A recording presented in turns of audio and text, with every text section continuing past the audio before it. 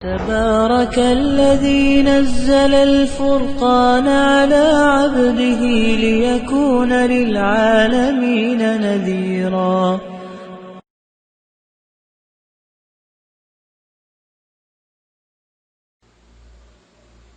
بسم اللہ الرحمن الرحیم. السلام علیکم ورحمۃ اللہ وبرکاتہ. بخاری شریف کی حدیث نمبر 6104. حضرت عبداللہ بن عمر روایت کرتے ہیں کہ آپ صلی اللہ علیہ وسلم نے فرمایا کہ جو کوئی مسلمان اپنے دوسرے مسلمان بھائی کو کافر کہتا ہے تو دونوں میں سے ایک بار وہ کفر لوٹ کر آ جاتا ہے.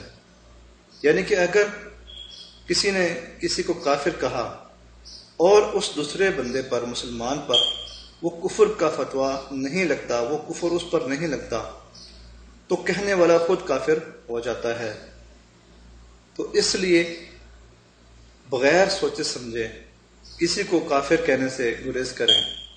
آج کل یہی ہو رہا ہے. سوشل میڈیا پر ہر بندہ مفتی بنا ہوا ہے، ہر ایک عالم بنا ہوا ہے. بغیر سوچے سمجھے فٹافٹ بندہ دوسرے پر کفر کا فتویٰ لگا دیتا ہے. ایک بات اگر کسی نے کسی کو سمجھائی، اگر وہ اس کی عقل میں نہیں آئی، حالانکہ اگر وہ بات درست بھی ہے لیکن اس کی کم علمی کی وجہ سے اس کی عقل میں نہیں آئی، تو وہ دوسرے کو کافر کہہ دے گا. اور اگر اس کو پتہ بھی نہیں ہوگا، جو کہنے والا جو دوسرے کو کافر کہہ رہا ہے، اگر وہ اس پر کفر نہیں لگتا تو یہ کہنے والا خود کافر ہو جائے گا. اس لیے سوشل میڈیا پر بلا وجہ بغیر تحقیق کیے کسی کو کفر کافر مت کہیں، کسی پر کفر کا فتویٰ مت لگائیں. کیونکہ اگر وہ کفر نہیں کرتا یا شرک نہیں کرتا تو پھر آپ کافر ہو سکتے ہیں، ایمان ضائع ہو سکتا ہے. آج کل آپ دیکھیں نا، سوشل میڈیا پر یہی ہو رہا ہے کہ ہر بندہ دوسرے بندے کو کافر کہہ رہا ہے، خود کو عالم سمجھتا ہے، مفتی سمجھتا ہے، اور دوسرے بندے کو وہ کافر کہہ دیتا ہے. یعنی کہ اگر وہ اس کے فرقے کا نہیں تو وہ دوسرا اس کو دوسرے فرقے والے کو وہ کافر سمجھتا ہے.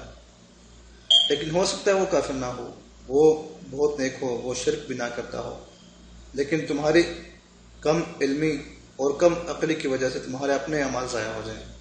اس لیے کسی بھی شخص کو، کسی بھی مسلمان کو بلا وجہ کافر کہنے سے گریز کریں. کیونکہ اگر کسی کو کافر کہا جائے تو اگر وہ کفر اس پر نہیں لگتا تو کہنے والا خود کافر ہو جاتا ہے. اس لیے اپنا ایمان بچائیں اور ہر ایک پر کفر کا فتویٰ مت لگائیں.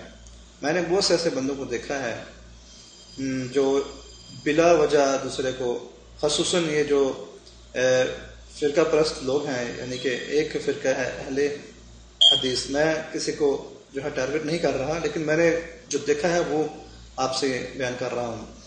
اب ایک فرقہ ہے بریلوی، ایک فرقہ ہے اہل حدیث، ایک فرقہ ہے دیوبند. اہل حدیث والے وہ بریلویوں کو کہتے ہیں یہ کافر ہیں، یہ شرک کرتے ہیں، یہ جہنمی ہیں. اب بریلوی اہل حدیث کو کہتے ہیں یہ کافر ہیں، دیوبندیوں کو اہل حدیث کہتے ہیں کافر ہیں، اور بریلوی وہ بھی کہتے ہیں. اسی طرح دیوبندی دوسرے فرقوں کو کہتے ہیں.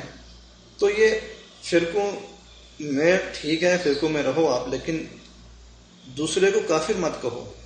آپ کا جو فرقہ ہے ٹھیک ہے، میں یہ نہیں کہتا کہ آپ فرقے وہ اپنی جماعت کو چھوڑ دو، آپ ٹھیک ہے، آپ جہاں پر ہو ٹھیک ہو، لیکن آپ کسی کو کفر کا فتویٰ مت لگائیں جب تک آپ کو پتہ نہ لگ جائے کہ وہ بندہ اس نے بالکل صراحتاً کفر کیا ہے یا اس نے ظاہری کفر کیا ہے، تب آپ اس پر کفر کا فتویٰ لگا سکتے ہیں.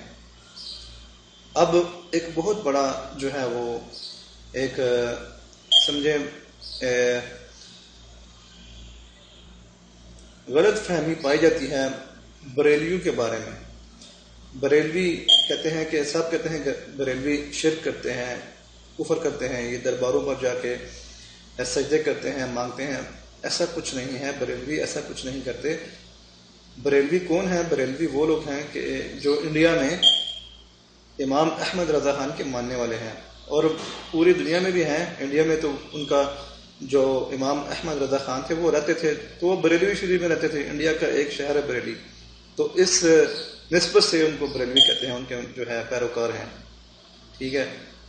تو امام احمد رضا کا کوئی ایسا جو ہے وہ تعلیمات نہ تھیں کہ درباروں میں جا کے شرک کرو، سجدے کرو، یہ سب جاہلیت کی وجہ سے ہوتا ہے۔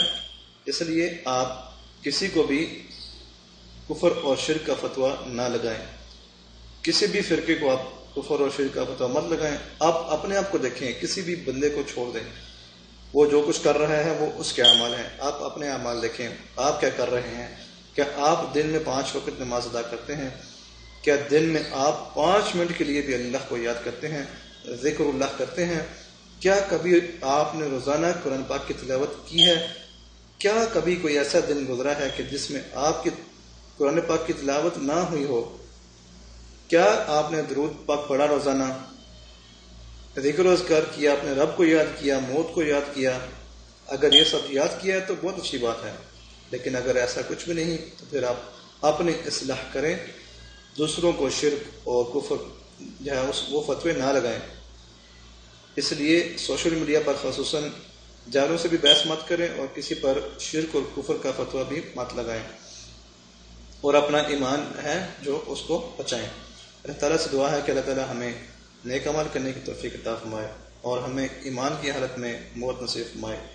ویڈیو کو لائک اور شیئر ضرور کر دیجیے گا، اور کمنٹس میں اپنی رائے کا اظہار ضرور کیجیے گا۔ السلام علیکم ورحمۃ اللہ وبرکاتہ۔